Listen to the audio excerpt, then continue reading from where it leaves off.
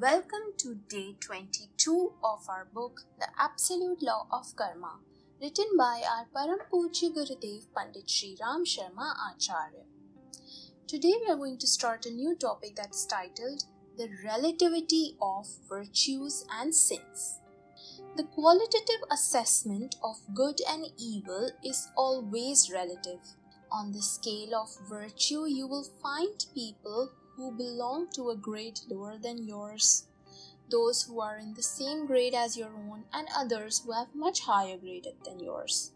Suppose you are studying in a college. You may consider the people with the highest character as Satoguni, who are studying in a class senior to your own, your classmates as students of the intermediate class, which is called Rajoguni, and the juniors that are being educated in lower classes, called Tamoguni.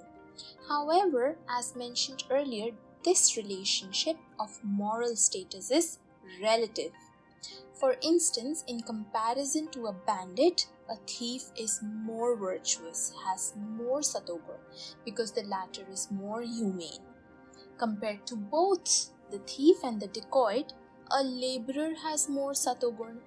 A social reformer would have more satogun than a common man, and a spiritual teacher might have even more satogun than that of a social worker. Thus, on the scale of satogun, a spiritual teacher stands at a much higher level than a bandit, but he is graded lower than the enlightened, liberated soul whose silent presence is the greatest of sermons. It does not mean that the dacoit is the most degraded soul. He is just better than animal. The superiority of spiritual status of a person is measured by the number of people being ethically benefited by his altruistic deeds. Here Gurudev is trying to explain to us that the ranking on the scale of Sattvic, Rajasic and Tamasic is never absolute, because what is absolute is only the divine force, the supreme one, God, or the universal power.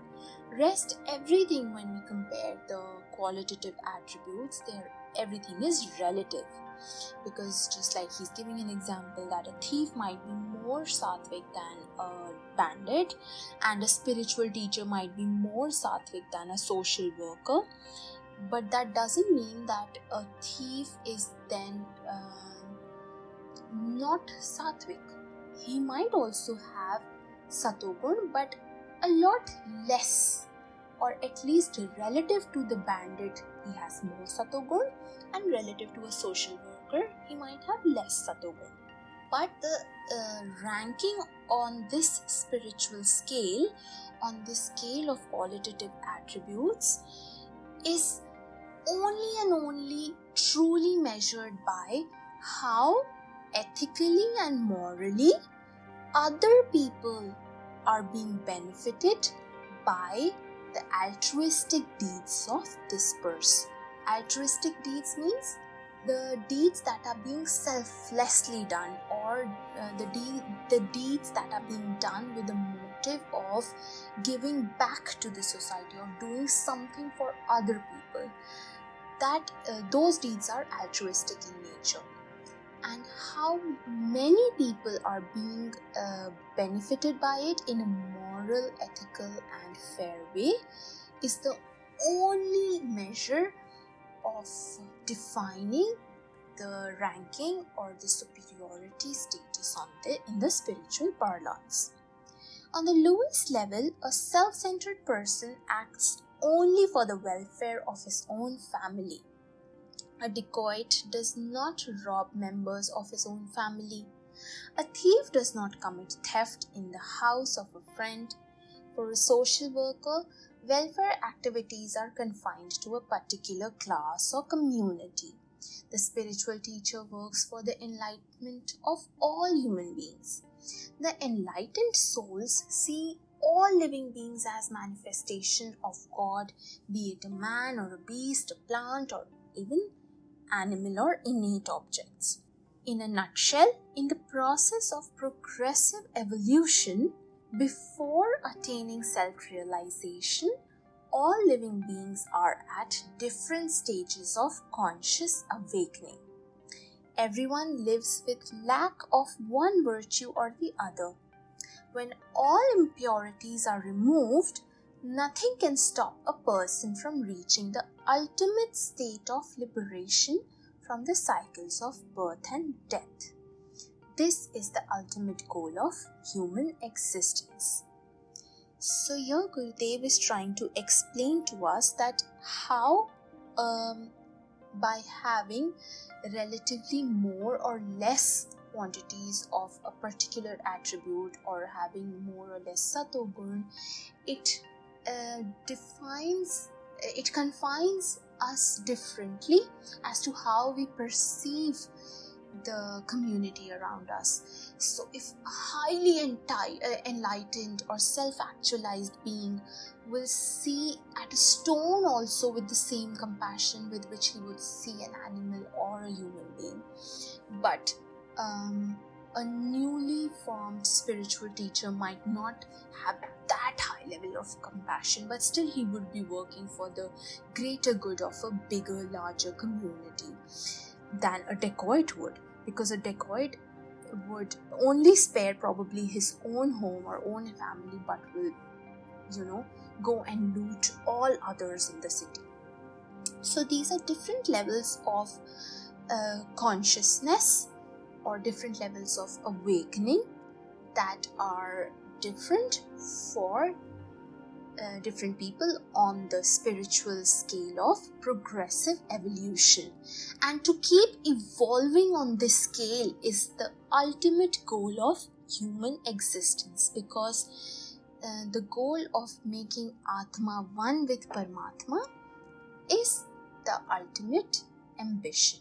And the liberation from the cycles of birth and death can only be achieved when we have become so pristine pure in our thoughts, so pristine pure in our consciousness, that we are brimming with love, compassion, and everything positive that is there in the universe, not just towards living objects but also towards innate objects.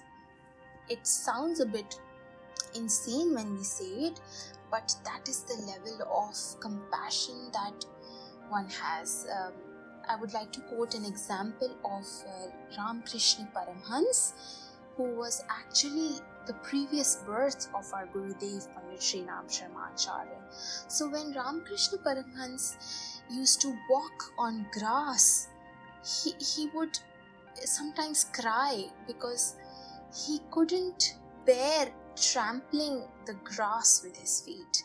He was compassionate to that highest level, and that is the level which we need to become one with Ram and Krishna. That is the divine, the supreme power. To become one with them, you need to have the level of compassion like Ramakrishna Paramhans ji. Taken together, virtues in this world are far in excess of vices. No doubt immorality is also there, but morality is much more prevalent.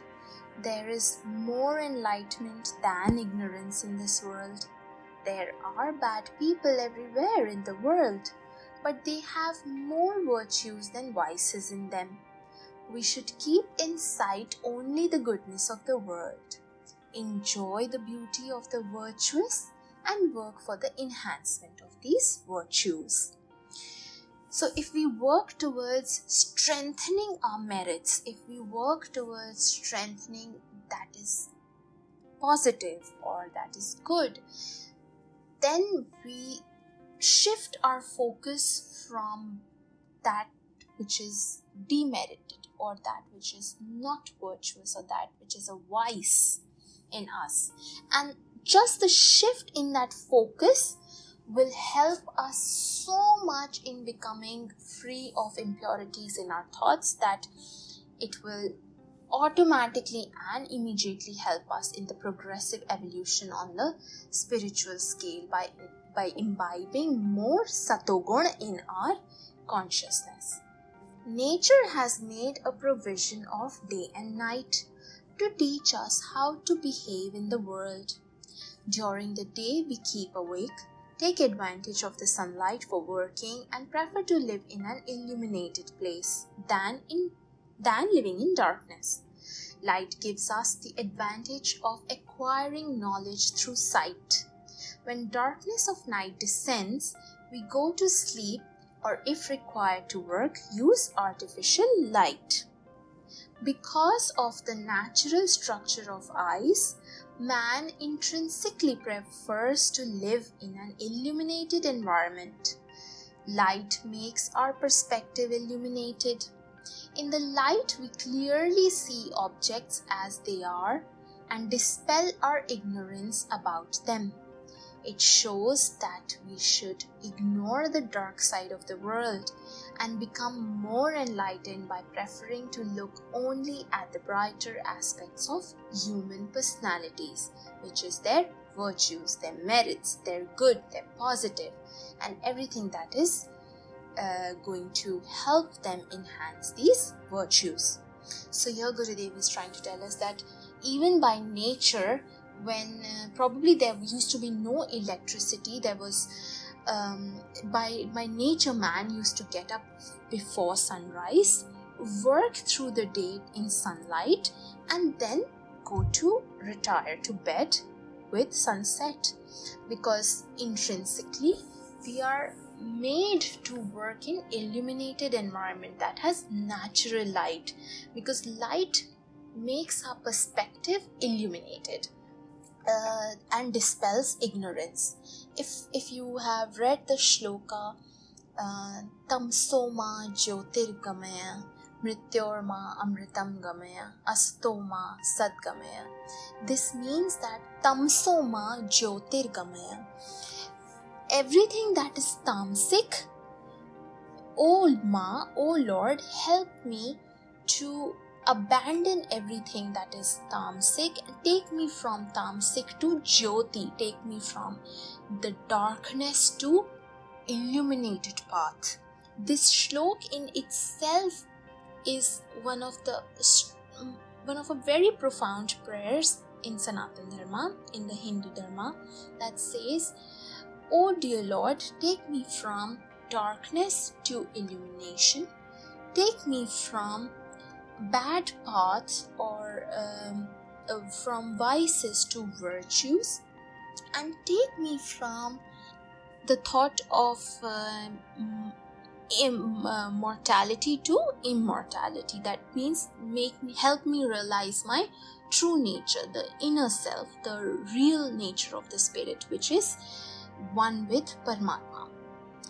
So this shlok just totally summarizes this paragraph in which Gurudev is trying to tell us that only by focusing on the virtues, just like how in nature we have a provision of day and light, therefore only by focusing on the virtues we can enhance the quality, productivity and efficacy of our daily life to another level. Thank you for listening in today. Pranam everyone. हमारे YouTube channel को subscribe कीजिए और bell icon पर click कीजिए ताकि आने वाली सभी वीडियो की नोटिफिकेशन आपको मिलती रहे। आप सभी को बहुत बहुत थैंक यू।